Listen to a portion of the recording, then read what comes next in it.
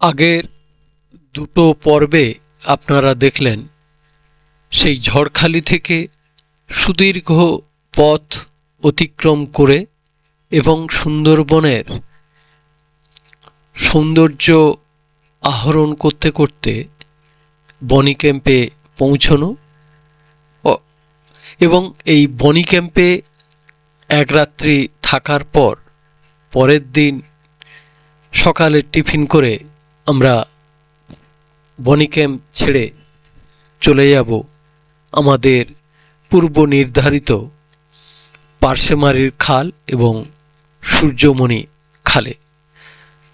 তো যারা এখনও এই বনি ক্যাম্পে আসেননি তাদের প্রতি আমার অনুরোধ, আপনারা আপনাদের পরিকল্পনায় একবার অন্তত রাখুন বনি ক্যাম্প।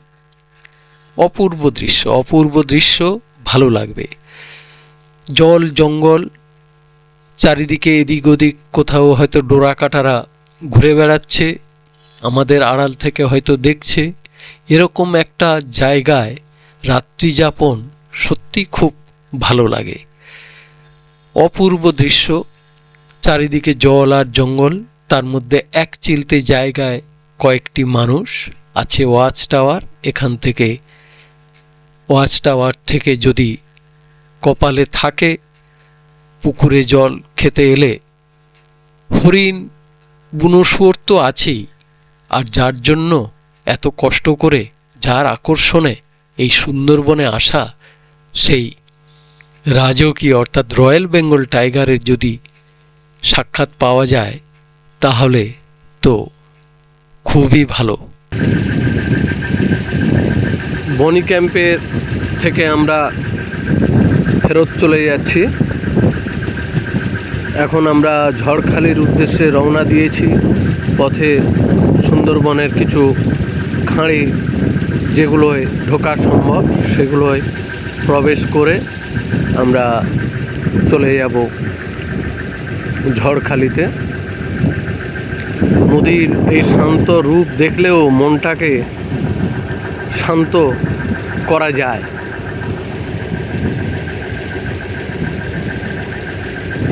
সুন্দরবন, আহা কি সুন্দর তার বিচিত্র রূপ, যা বর্ণনা করে বোঝানো সত্যিই খুব দুষ্কর। এই যে লম্বা গাছগুলো দেখছেন, এগুলো হচ্ছে হেতাল গাছ।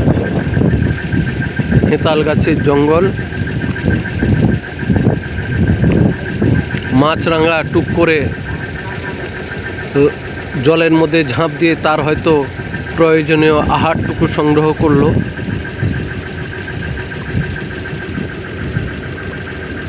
অপূর্ব দৃশ্য, অপূর্ব সৌন্দর্য। প্রকৃতি তার নিজের হাতে সাজিয়ে রেখেছেন এই সুন্দরবনকে। দিনে দিনে যেন আরও সুন্দর করে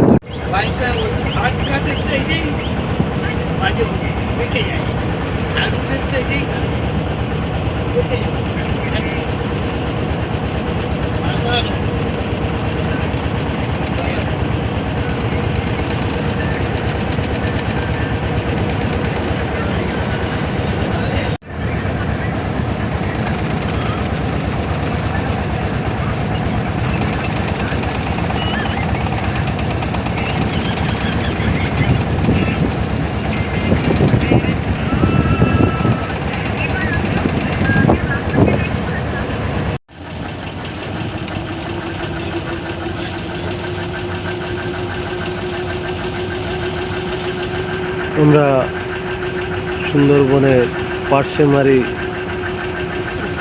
খাঁড়িতে ঢুকেছি। এখানে কথিত আছে এই খাঁড়িতে নাকি প্রচুর পার্শে মাছ পাওয়া যায়। দেখিনি, শুনেছি, তার সেই থেকে নাম হয়েছে পার্শেমারি খাঁড়ি। খাঁড়ি বলছে কিন্তু অনেকটাই চওড়া। বাঘের দেখা পাওয়া যায়নি। গুটি কতেক কুমির, হরিণ, বুনো শুয়োর দেখা পাওয়া গেছে। পরিস্থিতি, পরিবেশ মানুষকে বোধহয় বেশি সাহসী করে তোলে। বাঘের জঙ্গল, ছোট ছোট ডিঙি নৌকা নিয়ে যারা জেলেরা, তারা দেখুন জঙ্গলের একেবারে ধারে আছে। এই যে দেখুন ছোট খাঁড়ি, তার মধ্যে 3টি ছোট ডিঙি নৌকা। প্রায় প্রতিটা এই ছোট নৌকায় 3জন করে আছেন। কেউ এসছেন মাছ ধরবার জন্য, কেউ বা কাঁকড়া, হয়তো এর মধ্যে মৌলেরাও আছে মধু সংগ্রহের জন্য। এই জঙ্গল, জল এবং এই মানুষ, তার মধ্যে তাদের জীবিকার যে লড়াই, বাঁচার যে লড়াই, তা সত্যি বর্ণনার অতীত।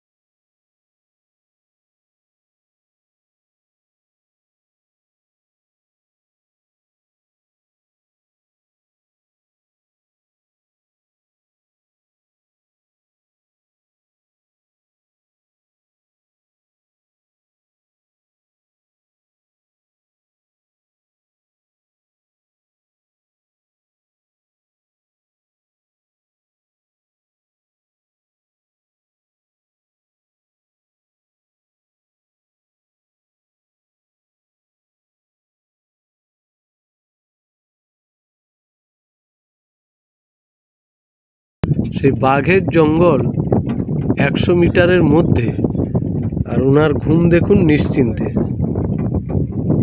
ভগবানের আশীর্বাদ নিশ্চয়ই আছেন, না হলে এত নিশ্চিন্তে ঘুম হওয়ার কথা নয়।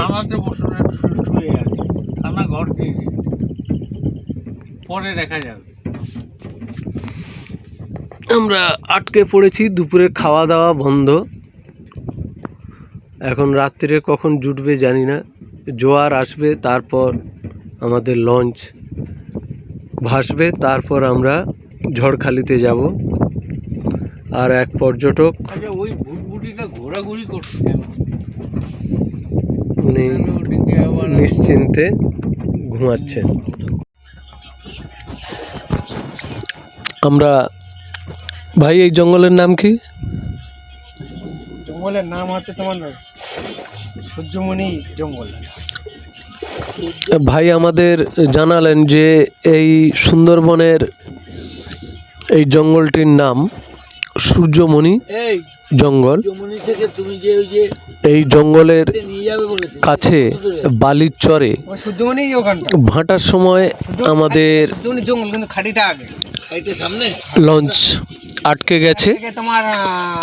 তো আমরা ভাটা শেষ, প্রায় শেষের পথে জোয়ার শুরু হয়েছে। জোয়ারের জল বাড়ার পর আমাদের লঞ্চ ভাসবে, তারপর আমাদের আবার যাত্রা শুরু হবে।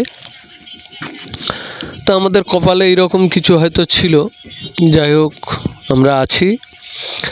আর এই ভাই থেকে আমরা জানতে পারলাম যে এই সূর্যমণির জঙ্গলে দুটো রয়্যাল বেঙ্গল টাইগার আছে, অর্থাৎ এই বিশাল জঙ্গলে এদিক ওদিক ঘুরে বেড়ায়। তা উনাদের দেখা আমরা পাইনি, উনারা আসেননি, দেখাও দেননি। তো আমি এই জলের মধ্যে নেমে, ওই দুই ভাইও নেমেছিল, আমিও নেমেছিলাম, কিছুক্ষণ হাঁটাহাঁটি করলাম। তো ডাক্তারবাবুরা বলেন যে নোনা জলে যদি গোড়ালি ডুবিয়ে হাঁটা যায়, শরীরে নাকি ফসফরাস অ্যাবজর্ব হয়, এবং যাদের চোখের সমস্যা আছে, অর্থাৎ যাদের দৃষ্টিশক্তি কমে যায়, তাদের উপকার হয়। তা সেই উপকারের উদ্দেশ্যে বলুন বা স্বার্থে বলুন, তো জলে নেমে বেশ কিছুক্ষণ ছিলাম। আর মনে মনে ভাবছিলাম আমাকে দেখেও যদি দক্ষিণ রায় আসে তাহলে সবার দর্শনও হবে, আমি হয়তো দৌড়ে আমার লঞ্চে উঠে পড়তে পারবো। তো ওনাদের আমরা দেখা পাইনি। আর যেটা বিশেষত্ব হলো, দুপুরে আমাদের যে মধ্যাহ্নের যে ভোজন বা আহার কারো সেইভাবে হয়নি, এই জন্য সবাই কম বেশি একটু ক্ষিপ্ত হয়ে আছেন, মানে অল্পেতেই হয়তো একটু ধৈর্যচ্যুতি ঘটছে। তো যাই হোক, আমার একটা নতুন এক অভিজ্ঞতা হলো।